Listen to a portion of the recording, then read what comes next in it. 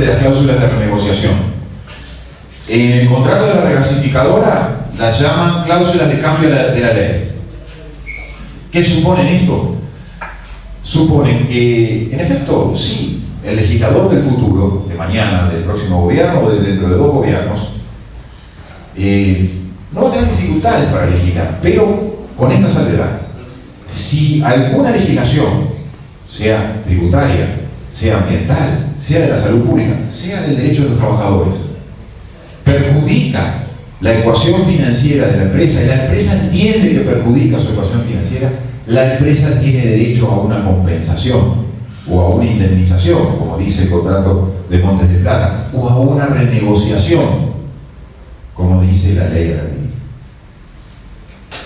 Si esa negociación satisface a la empresa y es compensada, indemnizada por esa nueva ley, por ejemplo, una ley que diga, no, en la actividad industrial extractiva vamos a pasar de las 8 a las 6 horas de trabajo. Ah, no. Quien venga después de Aratirí, porque estoy convencido que Aratirí no se va a hacer cargo de esta extracción de hierro, sino que va a venir un sujeto que nunca, hasta ahora no le hemos visto la cara, va a decir, no, bueno, caramba, esto a mí me perjudica económicamente. Y usted me tiene que compensar. Busque la forma de compensar. O exceptúeme, déjeme afuera de esa legislación. O la forma que a ustedes se le ocurra de compensación posible. Pero a mí esa legislación usted no me la puede aplicar porque yo tengo esto. Tengo el contrato de inversión que dice que usted no me puede cambiar la ecuación económica y si me la cambia me tiene que pagar. Es decir, para usted legislar y legislar en contra mío, tiene que pagar. Eso es lo que hoy todos podemos observar en el caso Philip Morris, no condicionados por un contrato de inversión, sino condicionados por un tratado de inversión. El derecho a la salud pública queda por debajo del derecho mercantil. Philip Morris está por encima de la salud pública de los uruguayos. No tengan la menor duda de que es así y que eso es lo que determina el tratado de inversión. Fue lo que en su momento los 2 últimos presidentes de la República hablaron y definieron como la presión chantajista de los monstruos o como tener el sartén por el mango. Es eso. Cuando firmamos un contrato de inversión le damos el sartén por el mango a esa gran corporación, a esos intereses privados. Son los que mandan realmente. Y nosotros le estamos entregando nuestro consentimiento, bajo firma y bajo 1000 garantías de que así sea y que así será. ¿Qué pasa si no se paga esa indemnización, esa compensación? Philip Morris. ¿Por qué? Porque también se atenta contra el tercer poder del Estado, el Poder Judicial.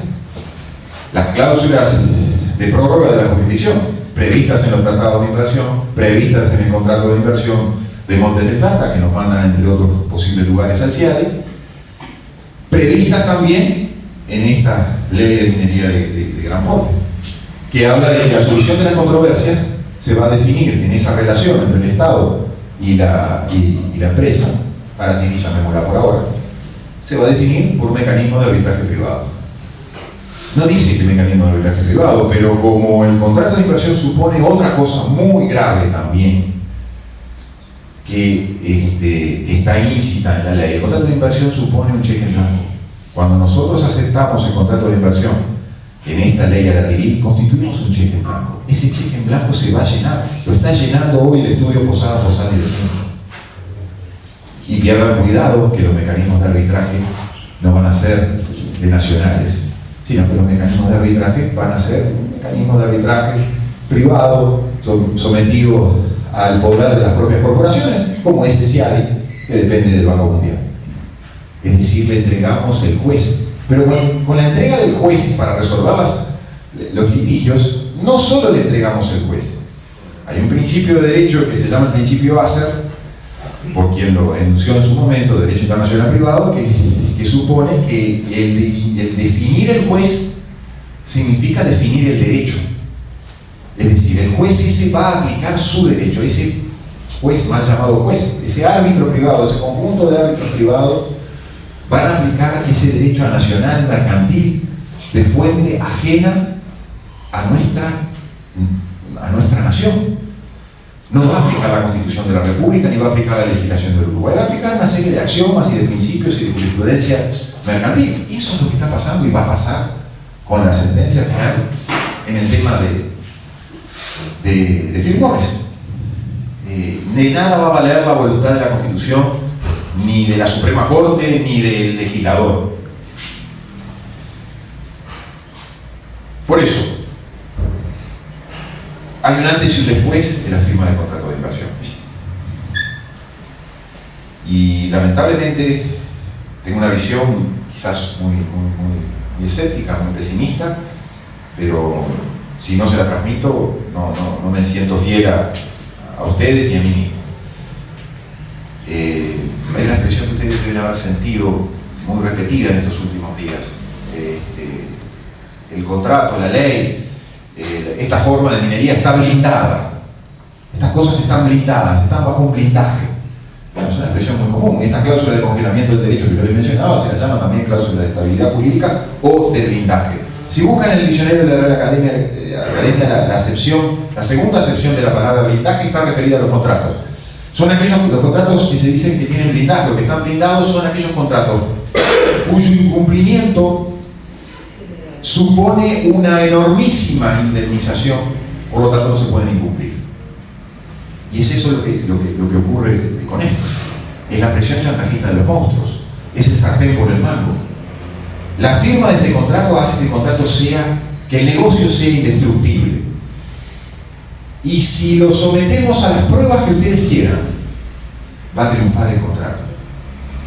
Por ejemplo, si lo sometemos a una Suprema Corte que haga lugar a mi accionamiento y declare inconstitucional a la ley, si lo sometemos a un plebiscito que introduzca en la Constitución una norma que deje sin efecto por vía oblicua esta ley, o si el legislador del futuro le cae un rayo y dice no quiero más minería y saca una ley derogando la ley, eso de nada va a servir, porque la empresa se va al CIARE con el contrato en la mano y ejecuta ese contrato. Esta fue la voluntad que me dio el pueblo uruguayo a mí. Me lo firmó con sus representantes que estamparon sus firmas en el contrato.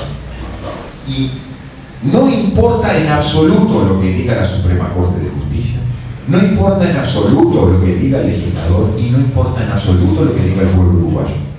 Tengo un contrato y lo vengo a ejecutar. Y la ejecución simplemente va a ser los daños y perjuicios, el lucro cesante. Me prohíbe la minería porque hay una inconstitucionalidad de la ley, me prohíbe la minería porque hay una nueva ley, me prohíbe la minería porque hay un plebiscito constitucional que introdujo una nueva norma constitucional, y yo lo único que quiero es el lucro cesante. Páguenme el lucro cesante. Por eso, vuelvo. Hay un antes y un después de la firma del contrato. Muchas gracias.